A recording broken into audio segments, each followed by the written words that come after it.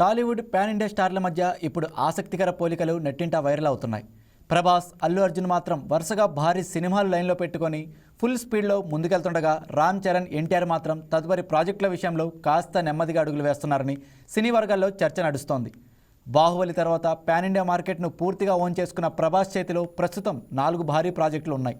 కల్కి 2, సలార్ 2తో పాటు హనురాఘోపుడితో ఫౌజీ, సందీప్ రెడ్డి వంగతో స్పిరిట్ సినిమాలు శరవేగంగా సాగుతున్నాయి. వివిధ జానర్లలో సినిమాలు చేస్తూ ప్రభాస్ తన మార్కెట్ను మరింత స్ట్రాంగ్ చేస్తున్నారు. అదే సమయంలో పుష్పతో నేషనల్ ఐకాన్గా మారిన అల్లు అర్జున్ కూడా తగ్గేదిలే అన్నట్టుగానే ముందుకెళ్తున్నారు. అట్లీ, లోకేష్ కనకరాజ్, సందీప్ రెడ్డి వంగ లాంటి డైరెక్టర్లతో వరుస ప్రాజెక్టులు ప్లాన్లో ఉన్నాయి. ఇక చరణ్, తారక్ విషయానికి వస్తే ఇద్దరి లైనప్లో ప్రస్తుతం ఒక్కో సినిమా మాత్రమే కనిపిస్తోంది.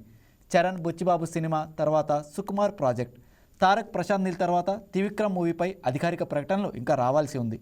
పాన్ ఇండియా స్టార్గా నిలదొక్కుకోవాలంటే ఎప్పుడు కనీసం 3 సినిమాలు లైన్లో ఉండాలని అంటున్నారు విశ్లేషకులు. అయితే త్వరలోనే చరణ్, తారక్ సినిమాలపై అధికారిక అప్డేట్స్ రావచ్చని టాక్ వినిపిస్తోంది.